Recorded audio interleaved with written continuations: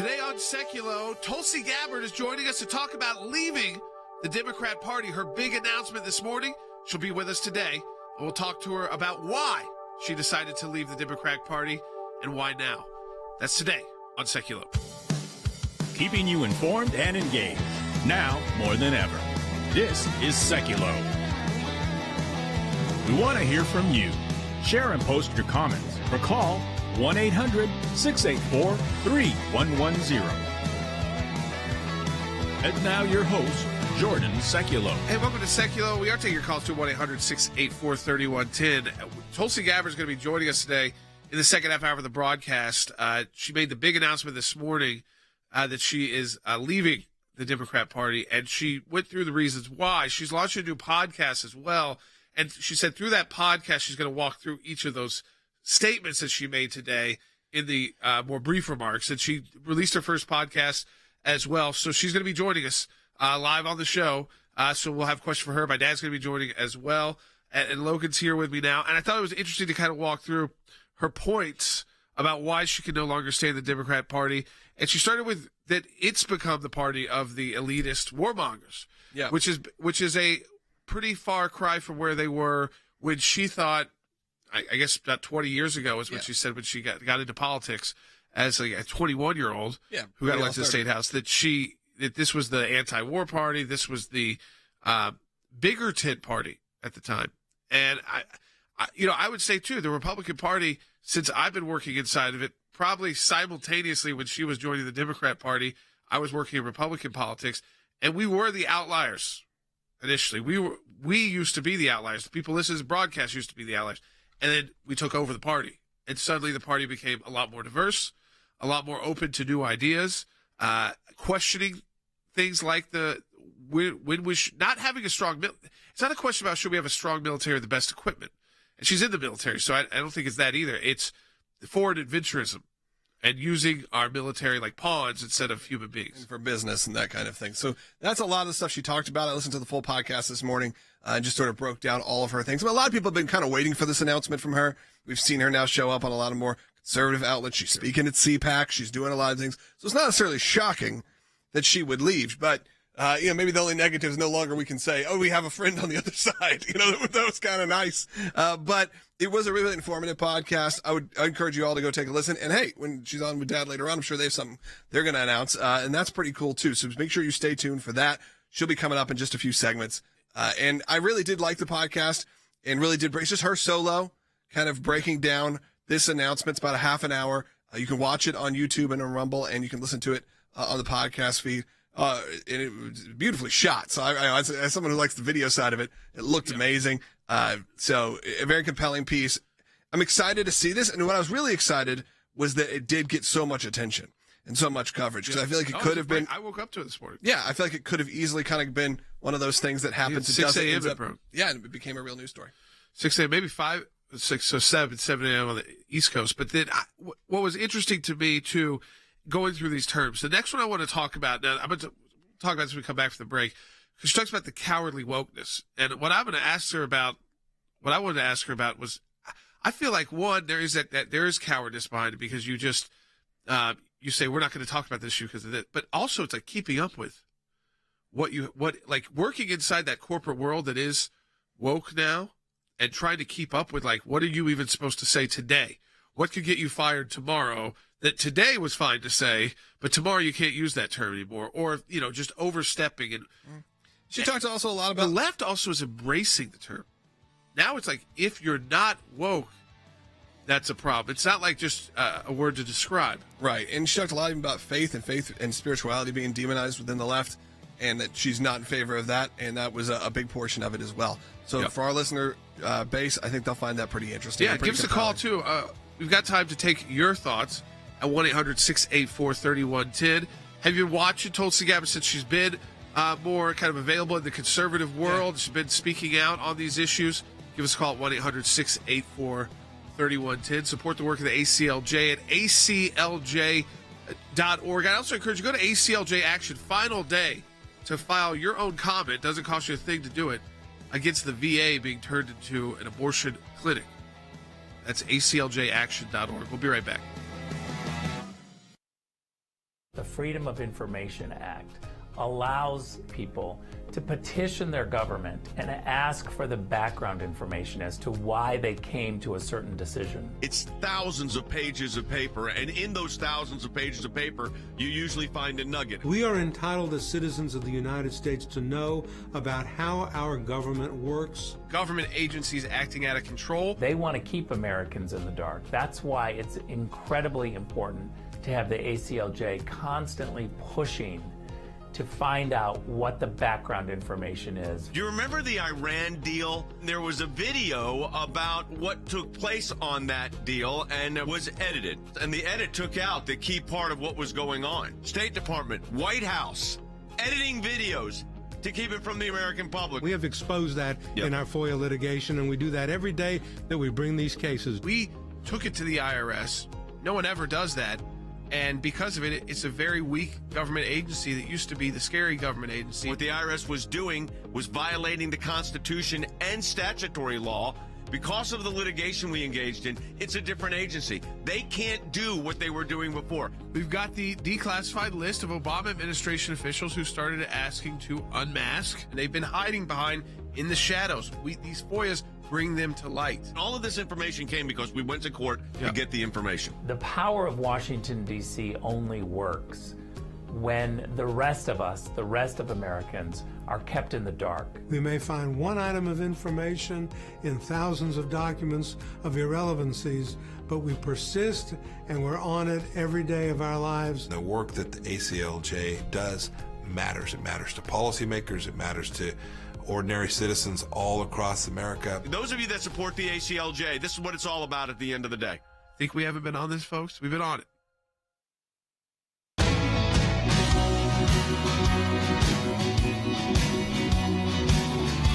Yeah, man, I'd ask you this question, folks. And Tulsi Gabbard is going to be joining us second half hour of the broadcast. Rick Riddell's joining us next segment. I talk about this breaking news on Saudi Arabia because the White House, through John Kirby, announced that they are rethinking and willing to work with Congress about what is the right relationship with Saudi Arabia. Again, I know that they weren't happy about the 2,000 barrel cut by OPEC, but that's more, I think, personal to Biden than it is about the United States. Now, it does talk about where the United States stands in the world today, but I don't think we've yet crossed over that line where we can't come back very quickly with the right leadership. And obviously we had a previous administration, and most previous administrations, they were able to work with the Saudis, not to say that they are perfect, but that they've been a pretty solid ally when it comes to intelligence, security, fighting against Islamic terrorism. They started having to deal with Islamic terrorism in their own country. And so, and fighting back against Iran. We were building an alliance through the Abraham Accords, and this idea that we could have a bigger than just U.S. and Israel going in alone against Iran, but the entire Middle East saying, we're all going to unite.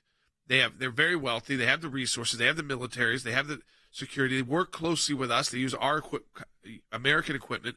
We have bases in these countries. So now we're going to rethink. This is not a good time to rethink.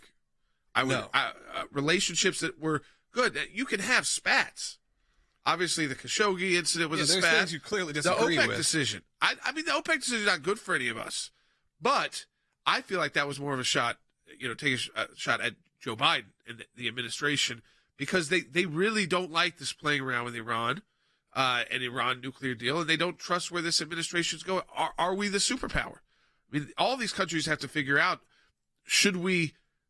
is it still worthwhile to go it alone with the United States and say, we're willing to take on these countries like China or, again, Iran?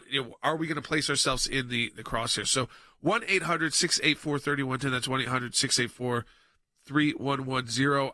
This cowardly wokeness that Tulsi Gabbard talks about, I think a lot of you are experiencing that who work in the corporate world, in the education world, and it changes so often. Yeah, I think you brought up this on our podcast on Sekulow Brothers, that a lot of people are looking for that sort of exit ramp of where they can get out or move on, because you get sort of stuck in your own political party and you see it going further and further away and you don't really know how to react. And she's kind of one of the first political figures. You've had it, obviously some celebrities have done this. You even have like your Bill Maher's who have moved away from it, or we talked about John Cleese yesterday kind of moving away from it. You have, though, Tulsi Gabbard, who is obviously a prominent Democrat, ran against President Trump in 2022 or 2020. And now you have a situation where she's leaving. And it almost, when they showed up a video this morning, I thought about, I may send this around to a few of my maybe more left-leaning friends who are starting to kind of be concerned about their party of association and go, oh, here's sort of your exit ramp. Look what this person is saying. Not saying you have to go full-blown conservative Republican, but you can look at it from a different point of view, and I appreciate that. We do have a call coming in about it. Do you want to take it? Should we take it? Let's go to Austin in Georgia on line 1. Hey, Austin. It's going to be packed after this, so let's take the calls. Austin, go ahead. Thank you for taking my call. I really appreciate everything you guys have been doing for decades. Thanks, Austin. But a quick question. Would Tulsi be offered and would she accept a position in a GOP 2024 cabinet? It's a question we could ask. She certainly would be qualified for a number of positions because of her military service, which a lot of times gets overlooked. Interesting, Logan, because they try to, say things, because she talks openly about the military-industrial complex, not always wanting to support these foreign expeditions, foreign wars. Yeah. Again, she's independent. She has not joined the Republican Party. No, but could you be especially in this new world of politics where depends on the position. Donald Trump has been president of the United States and could be again? Yeah, I think that things are on the table. I think it totally depends on the position. Yeah, when you listen to this, look, the first thing she mentions in the podcast talks about the environment. I know that there are a lot of views on that, a lot of mixed reactions. Then she talks about war. And look, there's a lot of conservatives who are still out there beating the drum for war. I'd say that the Republican Party is split down the middle on that. I'd say that half the Republican Party would already like to be in war in Ukraine. Right. The other half is much more libertarian leading, a little bit isolationist leading, a little bit more like President Trump of let's wrap these up. America first kind of stuff. Yeah, I mean, let's wrap these up in a good way. Let's not evacuate Afghanistan the way we did and cause more problems, but let's not be at constant war, which is what we were used to for post 9/11. Yeah. We've been in this two wars in regions of the world where, again, you're talking about off ramps. Finding those off ramps are not easy because you're not going to leave a perfect place. It's not rebuilding Germany with the Marshall Plan when you're talking about Afghanistan or Iraq, for that matter. It's just culturally different, geographically different. It's not the West, and so when you leave, but again, this is all happening in real time. These changes in the Republican Party, it doesn't happen in just one cycle. We will see if this idea becomes that. We talked about how it used to be evangelicals were on the outside kind of looking in. Then we got a seat at the table. Then we took over. And then it's kind of moved a little bit past that, too, to where even evangelicals maybe aren't as hard in line on a lot of cultural issues these days. And it's more about, like you said, it's more about putting America first. What is that? Our economy, a strong country, individual freedom and liberty.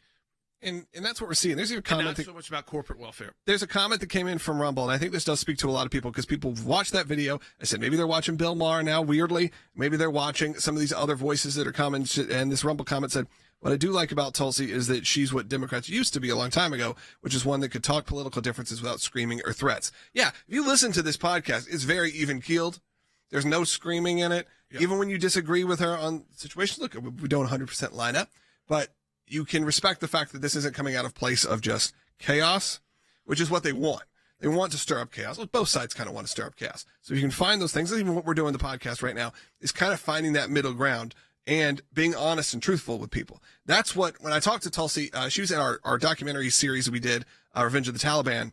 She even said the next kind of political group in younger voters, they're not necessarily looking party to party. They're looking for, is this person at least telling me the truth the way they see it? Even if I don't agree with them, I at least want to respect the fact that they believe what they're saying.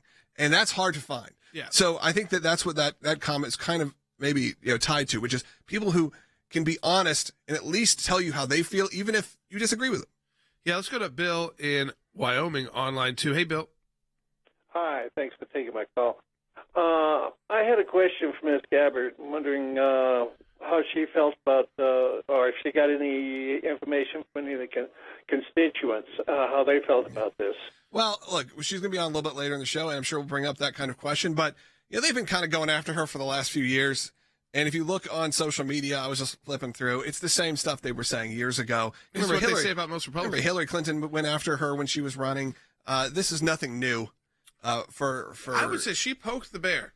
If I click share, as a kid, when she decided to run for president, she did poke the bear. And listen, one person can change significantly because people watch that happen in real time, and they watch the way they basically also pushed her to the side of what kind of, they were the same things they said about Donald Trump on a little bit more micro level.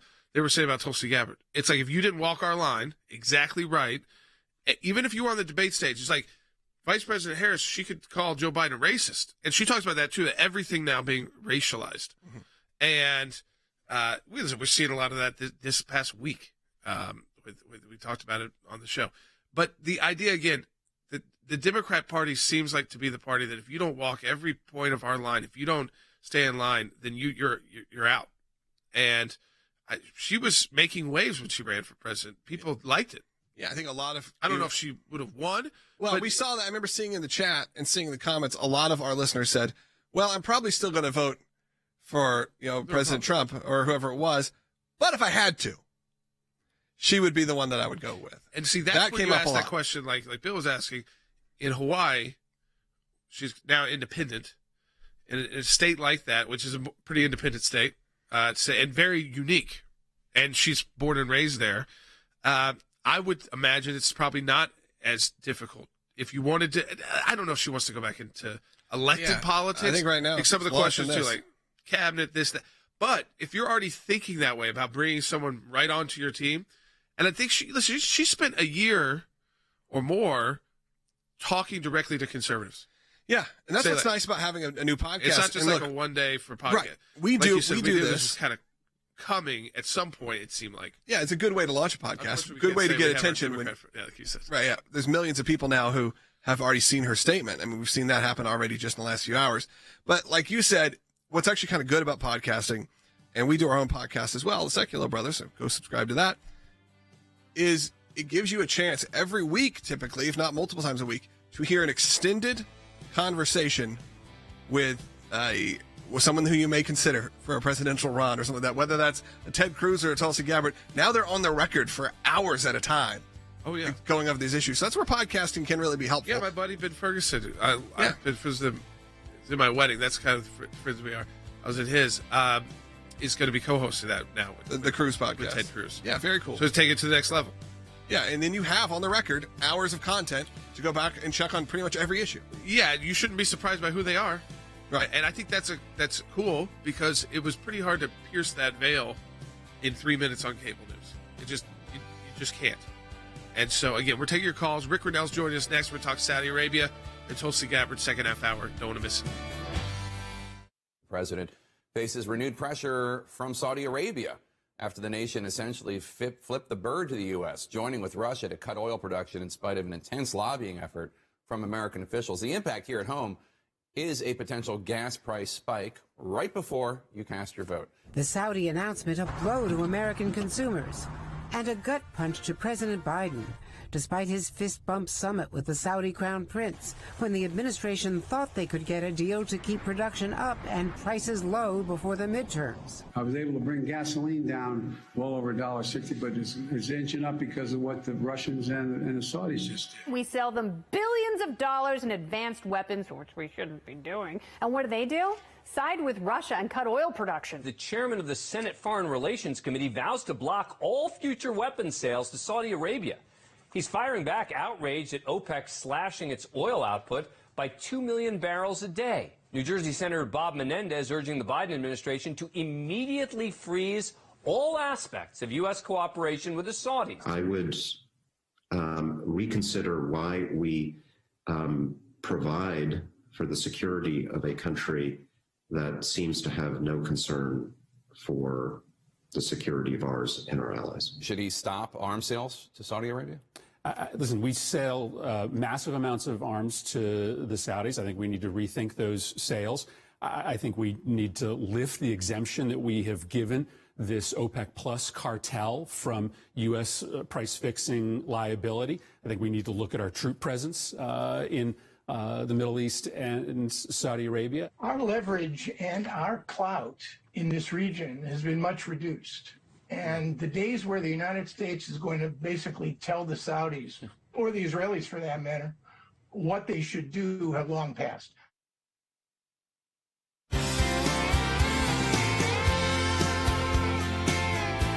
All right, welcome back to Sekulow. Folks, this is a huge point that we need to focus in on with Saudi Arabia that's come out of the administration. You just saw, if you're watching the broadcast, if you're listening, you were in commercial break, but if you're watching the broadcast, we just played this slew of Democrats. They are in line on this message, cutting off, military aid to the Saudis. Maybe we don't want our military on the ground there. So you think about it with all of the different conflicts, and I know that they're upset about the OPEC move, but there's that question of, how much was it about the United States? How much was it about the current administration and where it's kind of placed the United States? So I want to go to Rick Rennell, our senior advisor for foreign policy and national security. So Rick, right off the bat, it just seems like at a time there's a lot of turmoil in the world. I know that they're not happy about this OPEC move, and that speaks a lot to how they view the Biden administration, and then, of course, then how you view the United States. But the first point I'd say is we put ourselves in this situation where they could even have this kind of power over the United States to say we're going to cut 2,000 barrels a day, and that could send us into massive inflation in gas prices. Yeah, the thing that I would say is the Biden administration put us into this dilemma. They're the ones who picked the fight with the Saudis in the beginning. Remember, too, that the Senate Democrats have made strategic mistakes over the last 2 years. They dropped the sanctions, the Trump sanctions, on the Nord Stream 2 pipeline, the Russian pipeline. When the Senate Democrats dropped the sanctions, they said this was the better path. This was a better policy because we didn't want to stick it in the eye of Russia. And that caused a war in Ukraine. Remember, too, the Senate Democrats worked with the Biden administration to remove the Houthis from the terrorist watch list. And what happened? We immediately saw a war where the Houthis were shooting missiles at the UAE. So now we have Senate Democrats coming forward and saying, block our relationship with the Saudis. This is yet another example of their strategic blunders. We should absolutely not do this, and we should absolutely not follow the path of the disastrous ideas that the Senate Democrats have put forward. They've caused a war in Ukraine, for God's sake.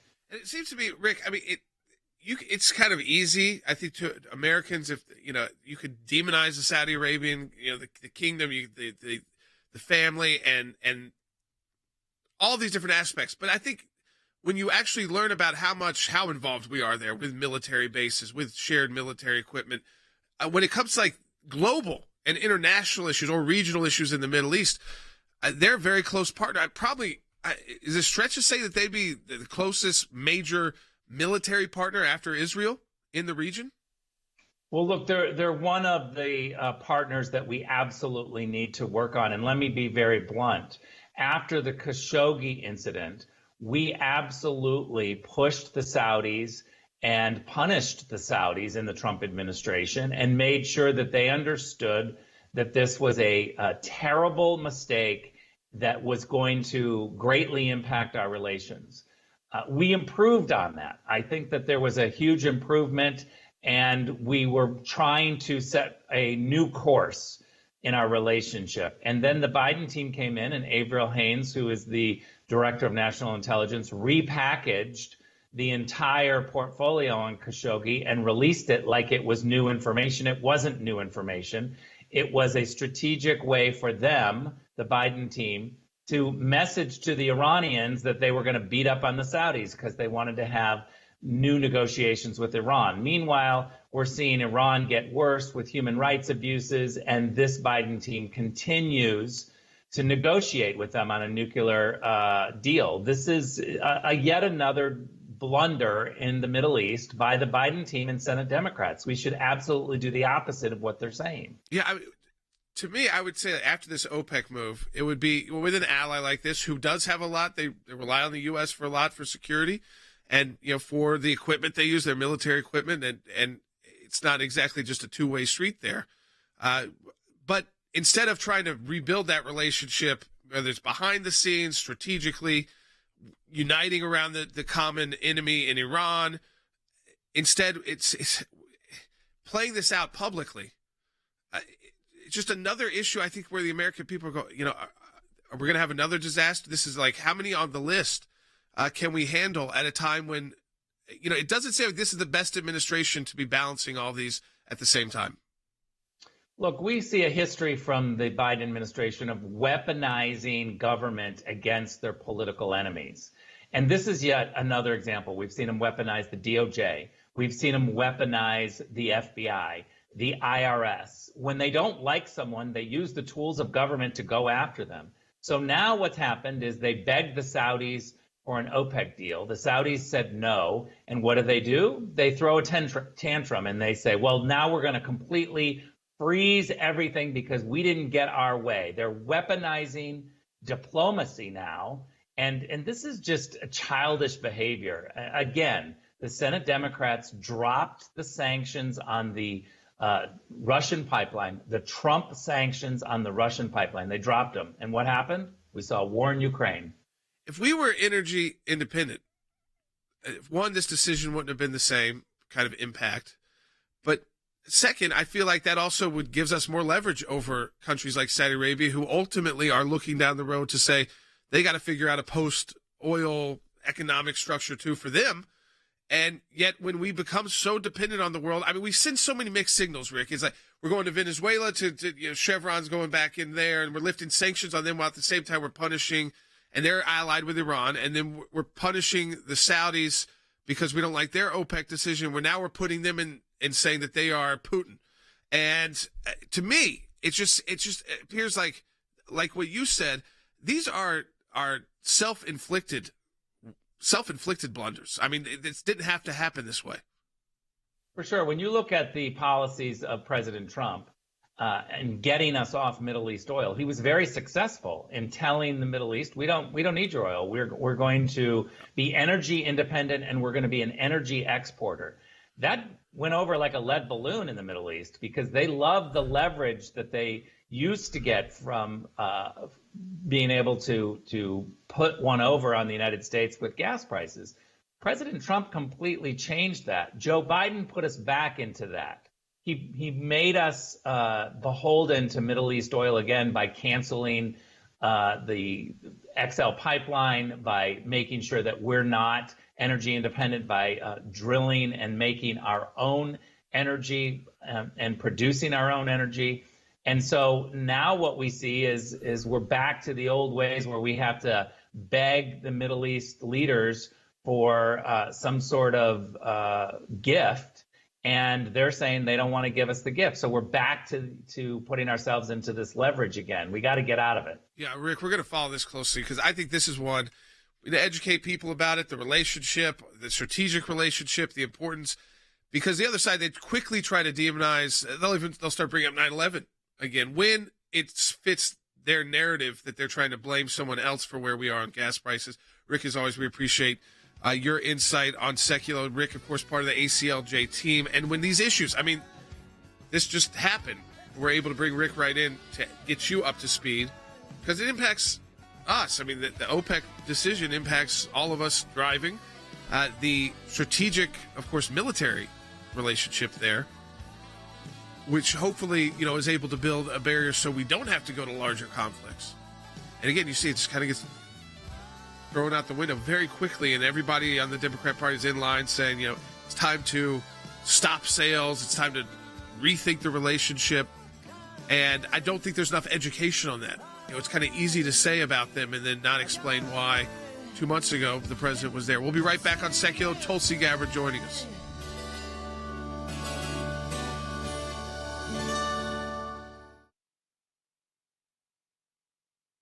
Director and the Secretary of State, I watched the good work that the ACLJ was doing here in the States and all across the world. The ACLJ's work at the UN overseas is incredibly important. We have on our team policy experts. They're all engaged in foreign policy issues. We actually try to go in and do something positive and actually affect change. We had a series of cases primarily dealing with religious liberty. Nations that had more religious freedom had better democracies. We've taken the First Amendment, and that has been our cornerstone. It's to defend the rights of people of faith. We not only hold our government accountable, but we hold other governments accountable. You have to actually be committed to fighting it out, or else you'll never win. Your support of the ACLJ enables us to do all of this. Go to aclj.org today. That's aclj.org. keeping you informed and engaged. Now more than ever. This is Sekulow. And now your host, Jordan Sekulow. Hey, welcome to the second half hour of Sekulow. So, folks, you don't want to miss it. So, coming up after this short segment, Tulsi Gabbard joining us live. Big announcement today. She's left the Democrat Party. She walked through in about a 30-minute in her new podcast about why, and is going to use that podcast to kind of walk through the different issues that have brought her to this kind of 20-year move where she entered politics at about 21 years old. So, you know, I relate to that different side of the aisle politically, but also just it has changed a lot at the Republican Party, the Democrat Party, and also what it means to be an independent, where a lot of Americans, I think, find themselves, they don't fully align necessarily 100% of the time with either party, but certainly, you know, you trend one way. And so we're going to talk to her about all of that coming up. So share the broadcast with your friends and family. If you, again, are watching the broadcast online, whether it's on Rumble, Facebook, YouTube, make sure to share. And my dad will be joining us as well for that interview, so you definitely want to check that out. At ACLJ Action, just to remind you, this final day on the VA comment, and we've had over 11,000 folks take part in that. But I encourage you, if you want to get your comment in, remember the VA trying to open up for abortions and almost in a way trying to act as if they would perform elective abortions. They didn't get into detail, but they bragged about the first time they did one. They put the VA secretary forward on that. So we're going to talk about, we want you to take action on that. Doesn't cost you a thing, but we've got the tool in place where you can get the comment into the federal government. They have to respond to you. So the more comments, the better. And we've got a pre-loaded text there, but we encourage you to write 3 to 4 of your own sentences. So take just a couple minutes of your time. That's at acljaction.org, acljaction.org. And coming up, too, we're going to talk to Tulsi, and then we're going to hit a new issue with Iran as well. And we were just talking with Rick Grinnell, all the issues that we've been covering today on the Saudi Arabia kind of this, and it was obviously planned, this, we need to check our relationship, and maybe we should stop, selling military equipment. The list goes on and on and on and on. And then you saw, we had the clips of all the different Democrat senators repeating this same line that John Kirby came out with, which, again, it just seems like we're in a time in the world where do we really want to be reassessing relationships that might not be perfect, but that we're still working relationships, calling out publicly between countries you work with. How much of that, before you start pushing those countries to, again, take different actions to protect themselves in a regional world where they're nervous about a nuclear Iran and the moves this administration has taken. So I think my dad's joining us now, 1-800-684-3110 to be part of the show. And Dad, Tulsi is going to be joining us in the next segment of the broadcast. A huge day for her. Millions have already seen her short video on Twitter, and then, of course, her new podcast launching today as well. But taking the brave step to leave the Democrat Party, which means to leave all of the mechanics that come with that as well. Well, you have to also put it in the perspective that this is Tulsi was a presidential candidate for the Democratic Party on the rise during those debates, if you remember. And as you said earlier in the broadcast, when she was getting popular and when her popularity was increasing and her attention was increasing, boy, the whole machine came after her aggressively. Now, Jordan, you know this, of course. We've known the Gabbard family for, my goodness, 3 decades almost. And I represented her dad in Hawaii years ago. So we know this family well. But it's a very big news day. This is a very big decision for her to leave the Democratic Party, but also becoming an independent. And she got some other announcements, too. So I'm looking forward to having the conversation. All right, folks, again, we want you to share this with your friends and family. It's very cool that we were able to do this today on the broadcast when she's making a lot of news online and, of course, in both sides of the aisle, to say the least. So share it with your friends and family. You don't want to miss Tulsi Gabbard coming up next on Sekulow. As always, we encourage you to go to aclj.org. And if you can't support the work of the ACLJ, I think this show shows we were able to bring in Rick Grinnell to discuss the Saudi issue right away. Tulsi Gabbard joins the day she leaves the Democrat Party and makes that big announcement, as she did this morning, and now she's going to be joining us on the air. We'll be right back on Sekulow.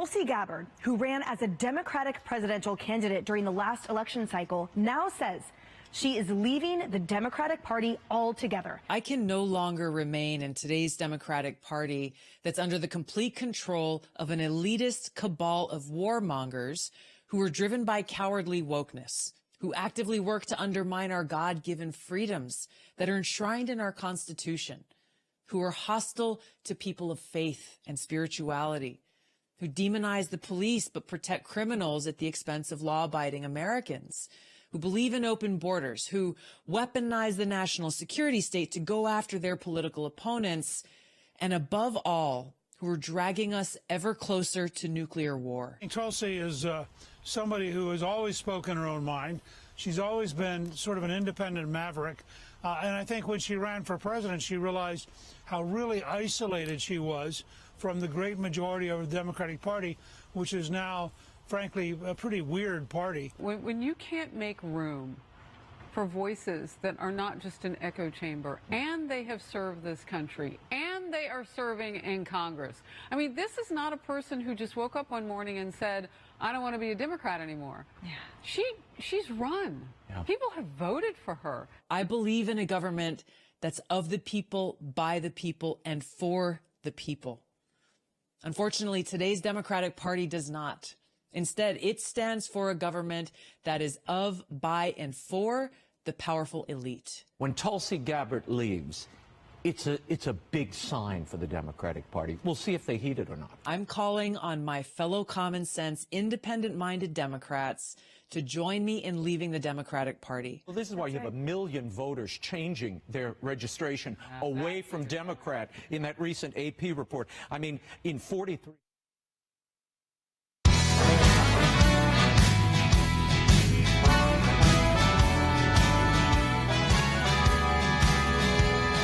Sekulow. This is Jordan Sekulow. Folks, it's great to have Tulsi Gabbard, especially today. A big announcement from Tulsi on leaving the Democrat Party. She launched a new podcast as well to kind of walk people through this. So, Tulsi, I appreciate you joining us today on a big day for you, and it's exciting news. I retweeted it right when I was up this morning here on the eastern side of the country. My first question to you, and I'm going to go to my dad, but my first question to you, you talk about the cowardly wokeness. And I talk to folks, all the time in the corporate world, and it's like every day tiptoeing around every issue because you don't even know what's coming the next day where you've got to change your entire way of thought, the language you use, the words you use, or suddenly you're on the outside looking in. Yeah, that's exactly right. And what does that really point to? It points to the fundamental problem with today's Democratic Party, which is they're opposed to freedom. They don't support freedom of thought. They don't support, critical thinking. They don't support freedom of speech. And given these are the principles that make up the foundation of our country and our Constitution, and they're diametrically opposed to them and actively seeking to undermine those freedoms, religious liberty being one of them, this is the problem. And this is why so many people are walking around on eggshells, because it's not enough that they're attacking our right to free speech, our freedom of religion. If anyone dares to step outside the line, if anyone even dares to question their logic or their narrative or their argument, they're immediately attacked and smeared. In some cases, their livelihoods are threatened, their ability to support themselves and their families. It is antithetical to who we are as Americans and the vision that our founders had for this country, and therefore poses a direct danger and threat to our democracy. Dad, go ahead. Absolutely. So, Tulsi, I said earlier in the broadcast when I was on just with Jordan that I've known you and your family for, my goodness, a long time. I mean, many decades. And this is a very appropriate time to say something to you that I don't think I've shared with you before. But when we were covering the debates, we all said on air that in the Democratic debates that you were really taking it. You were really doing a great job. And when we asked people who were they going to vote if they weren't voting for Donald Trump, who would be their favorite candidate, you'd think they would pick one of the 20 Republicans that were running, and everybody was saying Tulsi Gabbard. So this, you always kind of have been outside of what I would call party speak and really speaking your mind, and which is great. So, but leaving the party and leaving the apparatus is a big decision. And just for a moment, I think it would be great to share with our audience around the country and around the world that are listening on our social media platforms. What was the process like? Because this was obviously a big decision. You ran for president in the Democratic Party just a few years ago, and now you're leaving that party. Yeah, you're exactly right, Jay, and I appreciate being able to be here and to talk with you guys this morning. Frankly, because of the work that you've dedicated your life to. You've dedicated your life to defending freedom in a lot of different circumstances. And that's really what this decision came down to, is that today's Democratic Party is controlled by, these woke warmongering elites who hate freedom. Whether we're talking about freedom of speech, freedom of religion, they have no respect for our civil liberties. They don't recognize that there is such a thing as truth. And so when you look at all of these things put together, you can see how insane today's Democratic Party has become. I think there are a lot of folks, a lot of Democrats across the country who have been increasingly concerned over time, as I have been, about the direction that they're taking this country in, and are wondering, hey, what can I do to try to be a part of the solution? Which is why I issued that call to action. Join me. Leave this insane, woke, crazy, and dangerous Democratic Party, and let's take a stand to put country first. Fight for freedom. Fight for our fellow Americans' God-given rights that are enshrined in our Constitution that they seek to try to take away. You've experienced the demonization or attempt to demonize. And I always want to remind people, not only you're outspoken and clear with your views and not afraid of these party apparatuses, but you serve our country to this day. And when these accusations that get thrown, we all see it. It's online, but you're still willing to take that stand. I mean, how much of it? Because I was probably on the other side of the aisle, spent most of my life working in the Republican Party, and you do get to points where you think, okay, is this still where I belong? And so you went through that process. And what is it like? What are your former constituents? What are you hearing from them? Are more of them feeling that way as well? Like taking that maybe an independent route, not necessarily running to join another party, but say, you know what, let's take a step back and talk through the issues. Jordan, I've always been an independent-minded person. So even as I joined the Democratic Party 20 years ago, and throughout the time that I've served in various public offices, from city council to state house to Congress and then running for president, I have maintained that independent mind. I've been an independent Democrat. And so, whether it's people who I had the privilege of serving here in Hawaii, colleagues in Congress, people who actually know me, understand that my loyalty is to our country and the Constitution, as it always has been.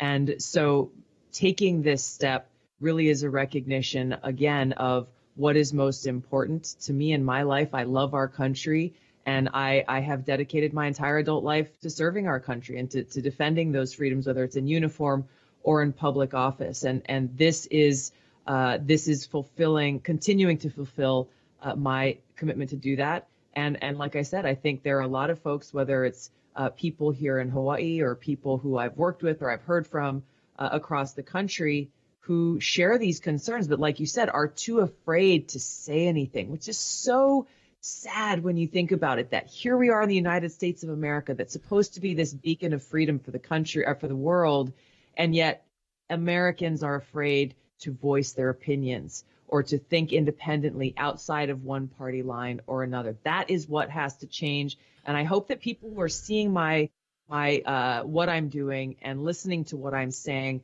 will feel emboldened and inspired to take that stand themselves.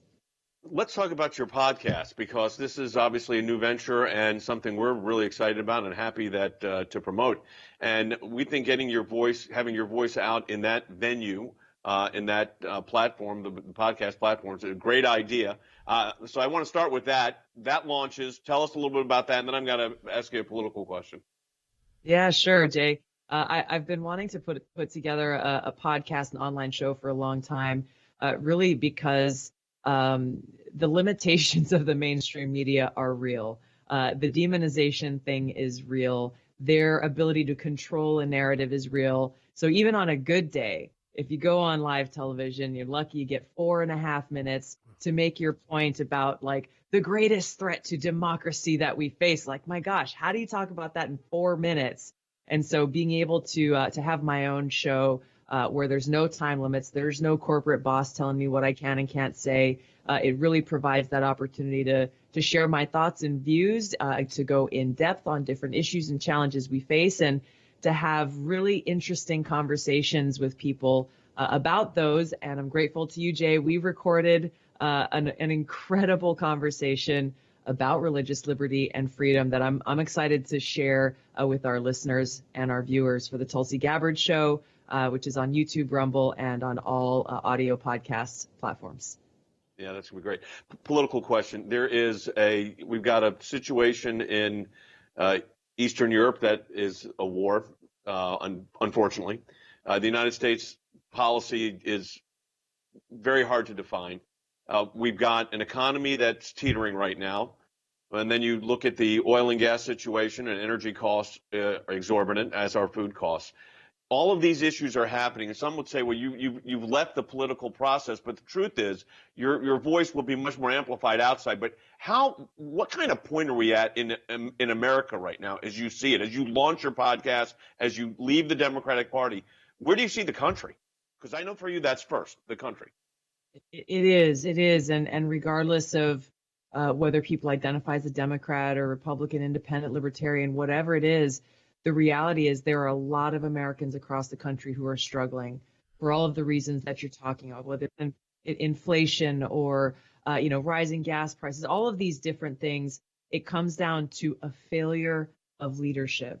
That is what we see when we look at the White House and in Washington, is selfish politicians who care more for their own power or winning the next race than they do about actually fighting for peace, fighting for prosperity for the American people, and upholding and protecting our freedoms.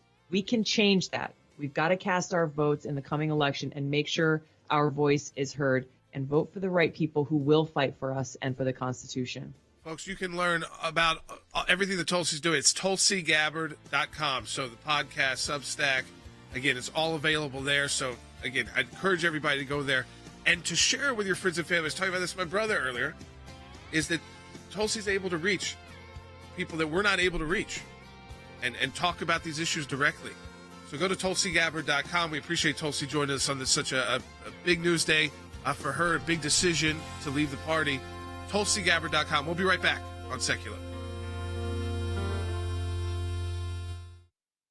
Thanks to your support of the ACLJ, we have had many victories. The report is coming out that shows that not only did Tea Party groups get more scrutiny, but so did a host of other conservative groups. It was something that no one could believe our government was even capable of doing, and now they were admitting it. It's one of the most significant wins in the ACLJ's history. To take on the IRS and win, for the ACLJ, life has always been a top issue. Barbara, I am here at this site because there are thousands of people and millions across America that say abortion's murder. When you're fighting for the life of the unborn, you're on the right side of history, you're on the right side of law. These are young people in their 20s and 30s that are doing this, are fighting for life to beat back the abortion juggernaut. It's very important that we remain hopeful that the courts that the Trump administration was able to impact will give us good rulings that are based in law and sound reasoning. This is one of the social issues we're winning. There are historians that point out that religious persecution is at its highest level since the first 3 centuries when the Roman Empire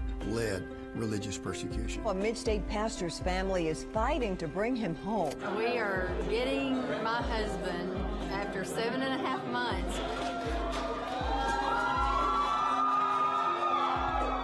Turkey should not get away with holding my father one more day. When Brunson was finally released, who meets him at the airport at 2:30 in the morning? Rick Grinnell. I saw Pastor Brunson walk down the stairs of the plane. I was filled with emotion. I told him that we were praying for him. The American people never forgot about him. I'm thankful, I'm grateful, and actually I'm astounded. We need your help as we continue this work here in the United States and around the world.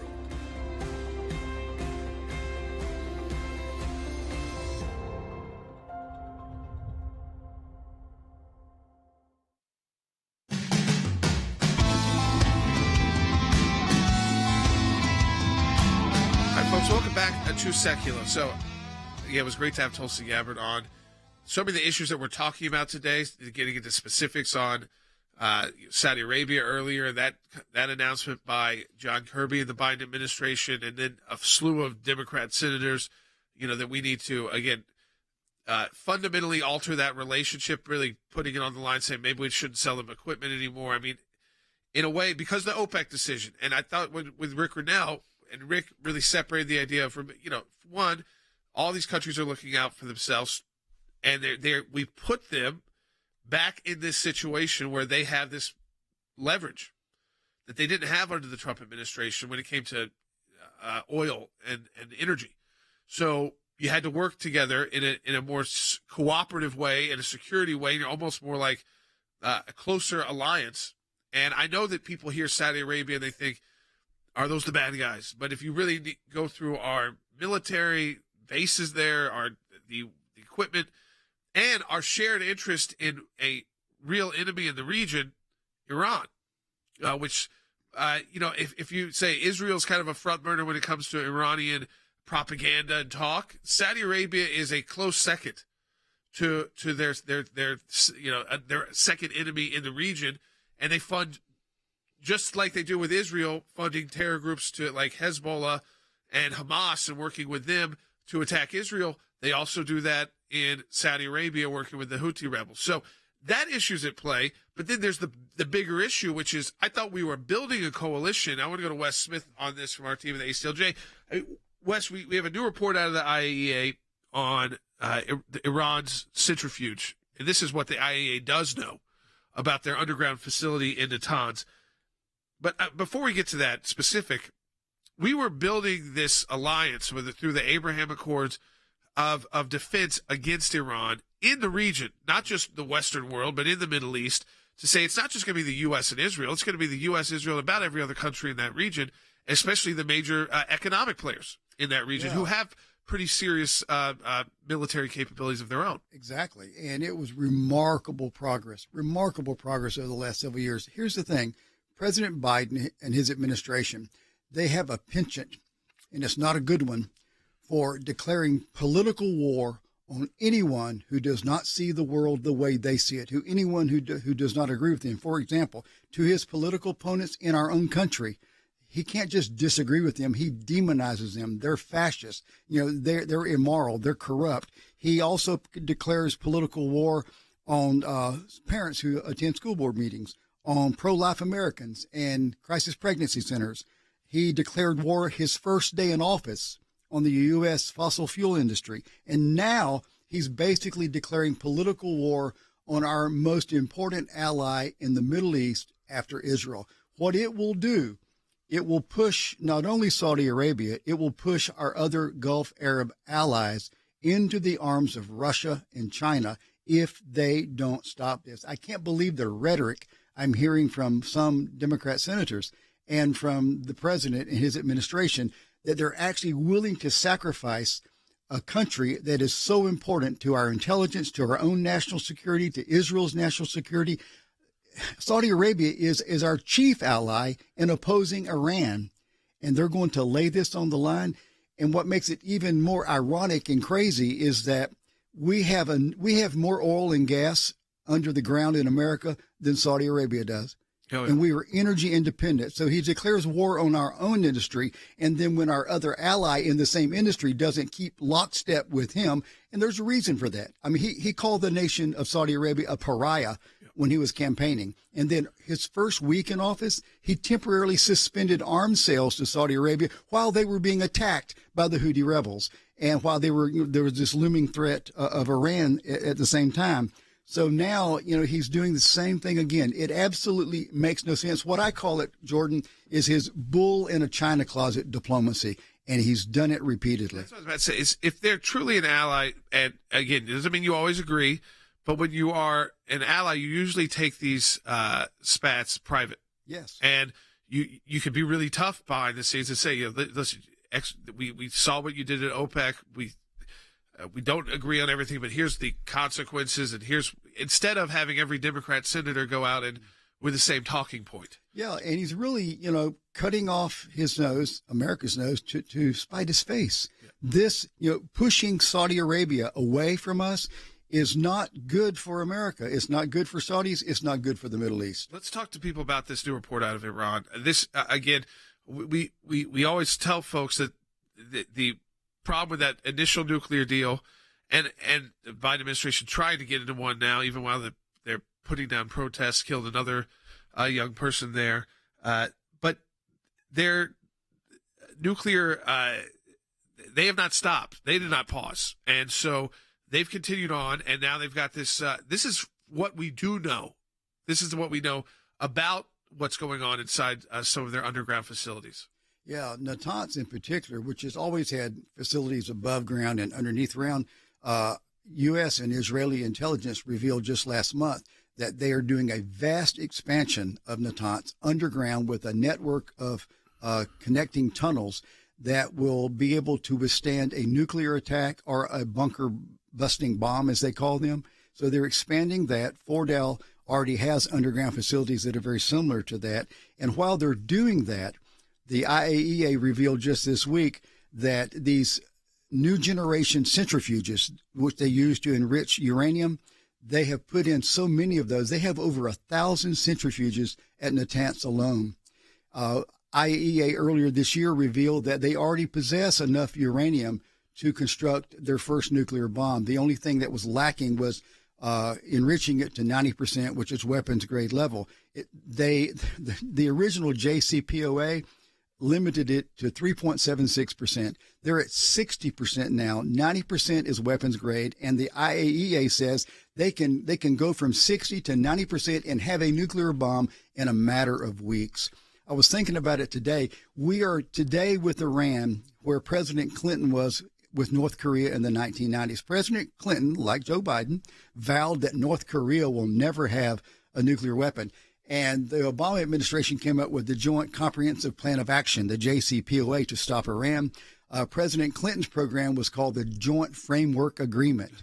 And they gave North Korea all kinds of sanctions relief and all kinds of benefits in cash and aid.